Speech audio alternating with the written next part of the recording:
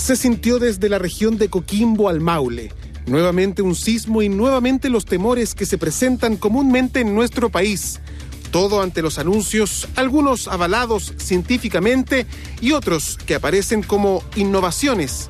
Esta vez el epicentro fue 6 kilómetros al sureste de los Andes, grado 5.7 en la escala de Richter y totalmente sensible para la población. Sismo de mediana intensidad que enseguida enciende las alarmas ante la vulnerabilidad de Chile por ser esencialmente un país de terremotos. La máxima intensidad fue percibida en la región metropolitana, alcanzó una intensidad de 6 grados.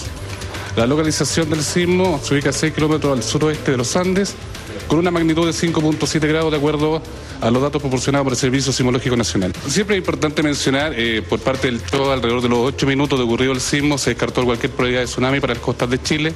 Lo que inmediatamente ocurre en este tipo de situaciones es que todos comienzan a tratar de comunicarse con sus seres queridos. Y esta vez no fue la excepción. Las líneas telefónicas otra vez colapsaron. Por eso la recomendación es utilizar los mensajes de texto. Un terremoto de magnitud 6 golpeó al Golfo de California frente a la costa mexicana hace algunos días y antes fue unos 7,6 en Costa Rica. Por eso la preocupación. Lo que los expertos advierten que existe es el denominado cinturón de fuego, una especie de cordón que provoca una interacción sísmica entre los países con costa al Pacífico, precisamente donde más se registra actividad telúrica.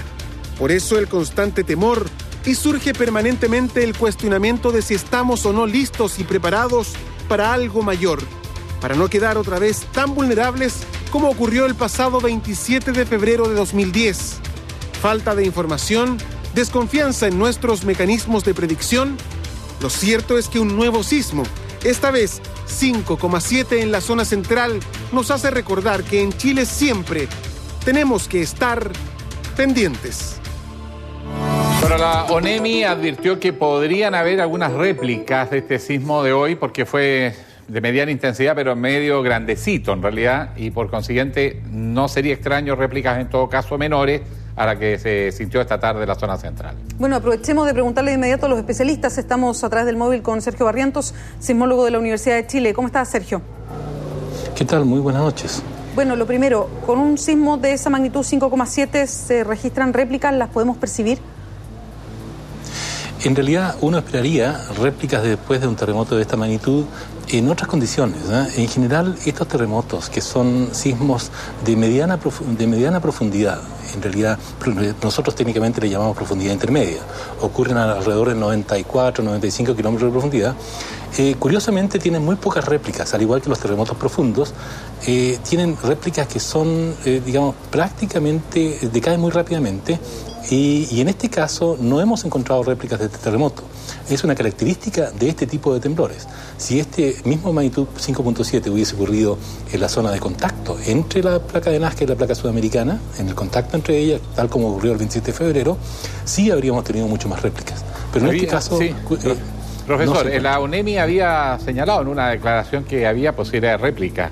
¿Eso significa entonces que no sería justificada esa preocupación? Bueno, en general uno esperaría réplicas para terremotos que ocurren normalmente en la zona de subducción, en la zona de contacto entre ambas placas. Como digo, para los terremotos de profundidad intermedia y para los terremotos que tienen profundidades mayores, más de 300, 500 kilómetros, la experiencia nos indica que poseen muy pocas réplicas. En general, terremotos muy importantes tienen réplicas bastante pequeñas o no existentes. Ahora, primero, muchas gracias por levantarnos esa preocupación. La otra, la naturaleza de este sismo, dado el lugar donde se produce, prácticamente ahí en los Andes, ¿qué nos está indicando? Porque no es choque de placas. Exactamente. Lo normal de los terremotos que ocurren en Chile, que se dejan sentir cerca de la costa, en fin, son aquellos que son de contacto entre la placa de Nazca, que penetra bajo la placa sudamericana. En esa zona de contacto, donde están las dos placas en contacto, valga la redundancia, es donde ocurren los grandes terremotos, por ejemplo, el tipo 27 de febrero, tipo de 2010, tipo de 1985 en Chile Central, 1960 en el sur de Chile.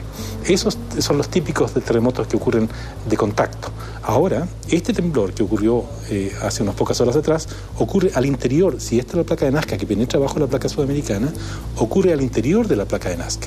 Al interior significa, como digo, bajo los Andes, la ciudad de los Andes, aproximadamente unos 95 kilómetros de profundidad, y este tipo de temblor hay muchísimos en Chile. Hay historias, por ejemplo, el terremoto más importante que ha causado más víctimas fatales en Chile ha sido uno de este tipo de terremotos en Chillán, en 1939. Hemos revisitado ese temblor con los registros que se han registrado en todo el mundo y hemos determinado que ese temblor, el de 1939, corresponde a uno exactamente igual al que ocurrió hace pocas horas atrás en Santiago. También el de 1950, en la zona de Calama, 9 de diciembre, también produjo mucho daño en Calama, también es de este mismo tipo de terremoto. Y por último, el 2005, en la zona norte, bajo Pica, también ocurrió uno muy importante que causó mucho daño a 100 kilómetros de profundidad. Profesor, qué buena esa precisión que hace usted, porque uno tiende a pensar, claro, del desconocimiento y de escucharlo a ustedes muchas veces cuando dan las explicaciones, que todos los temblores se provocan a propósito de las placas y no en esta otra ubicación. Y usted hace referencia al de Chillán del año 39, el que tiene quizás más víctimas en la historia reciente y precisada así en Chile.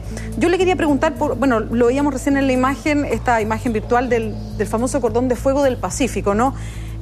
Al ser esta la zona con mayor sismicidad del mundo y teniendo a Japón y a Chile como de los países con más temblores en forma habitual, ¿hay relación, por esto mismo que digo yo, ese cinturón entre temblores en otras latitudes y lo que pueda pasar en Chile, o ninguna relación? Es curioso, en general nosotros hasta hace poco tiempo pensábamos que no había relación más que inmediata, es decir, cuando ocurriese un terremoto tipo del 2010, el 27 de febrero, en la zona del Maule, el área de ruptura es del orden de unos 450 kilómetros de longitud, de norte a sur, y el área de influencia podrían ser unos 50, 60 kilómetros hacia el norte y otros 50 o 100 kilómetros hacia el sur. Eso es lo que hemos observado en terremotos anteriores. Y el cambio de tensiones producido por el terremoto importante, el 27 de febrero, solamente afectaría en las zonas laterales, ¿no? Digamos norte y sur, por no más allá de unos 100 kilómetros, digamos, ¿no? Como máximo. Sin embargo, el terremoto de Tohoku, y eso recién se está estudiando, hay un reporte que apareció en una revista muy importante, científica, que habla de que en el mundo entero, no es el terremoto de Tohoku, el terremoto de abril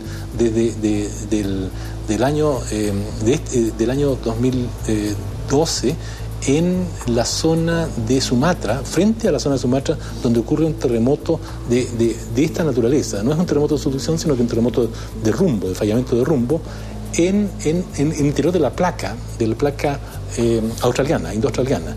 Y ese terremoto, según este reporte, produce réplicas a distancias mucho más lejanas de las que nosotros teníamos pensado hasta hace poco. De manera que es un tema que hay que revisitar, hay que estudiarlo para poder responder apropiadamente a su pregunta.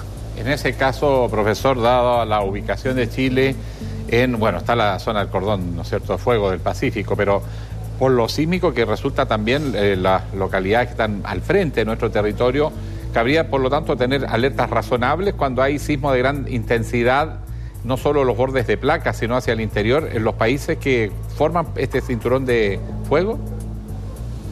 Bueno, en general, yo diría que para la mayoría de los terremotos de subducción, lo que había dicho yo anteriormente es válido. Sigue siendo válido que no se ha registrado para terremotos de subducción importantes, como el terremoto del 27 de febrero del 2010, como el terremoto de Tohoku del 2011 en Japón, o el gran terremoto de Sumatra del año 2004, esos terremotos prácticamente solamente afectan las zonas inmediatamente circundantes, ¿ya? Entonces, lo que habría que tener precaución es justamente las zonas aledañas a la zona de ruptura. Ahora, con este terremoto especial que ocurre en el 2011, en abril del 2012, de este año, se empieza a observar este comportamiento y tenemos que ver muy bien si estos niveles son estadísticamente significativos o no. Y eso es lo que se está haciendo en este minuto, pero obviamente esto afecta prácticamente, como usted dice, a la gran parte de este cordón que como se conoce, el cordón de fuego del Pacífico. Sergio, yo quiero preguntarle algo que apela un poco a su trayectoria, en tanto tiempo dedicado a explicar estos fenómenos y a contarnos a los chilenos que ya a esta altura estamos bien acostumbrados de que permanentemente haya temblores y también terremotos. Uno pasará en su vida por ¿cuánto? 2 terremotos aproximadamente. Cleo Cata en el Twitter nos dice, fue un temblorcito, exagerados, pero en algún momento uno llega a acostumbrarse a los temblores, porque la verdad es que yo no les tengo temor personalmente, pero sí, a mí me genera mucha inquietud y queda demostrado con lo que pasa con las líneas telefónicas. Genera tanta inquietud que de hecho se caen y en varias regiones del país. ¿Se acostumbra uno? Bueno, eso de acostumbrarse, yo creo que en un país como Chile, uno tiene que estar siempre preparado para la ocurrencia de terremotos que pueden afectar, que puedan perturbar la vida diaria, ¿no es cierto? Algunos son demasiado fuertes, como el del 27 de febrero, que perturban la vida diaria no solamente de una, sino que de miles de personas, y además tienen víctimas fatales, que es lo peor de todo, al que está asociado a estos eventos, a estos fenómenos.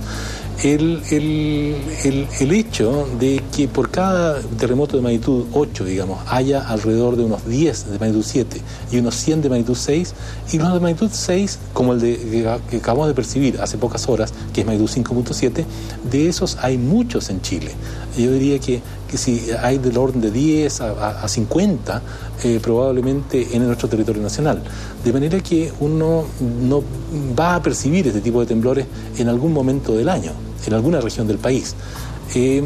Yo creo que el aspecto de costumbre o de no tenerles miedo principalmente viene por la seguridad de estar en un lugar apropiado, que es seguro, que no le vayan a caer objetos sobre la cabeza y tampoco el mismo ambiente donde uno está no vaya a sufrir algún deterioro como en una casa o algo así. Si uno está a campo traviesa, donde no haya peligros de cable o algo que vaya a caer sobre el cuerpo, yo creo que uno podría acostumbrarse fácilmente y sin tener el temor a verse perjudicado. Ya, Sergio, muchas gracias. Muchas gracias, profesor.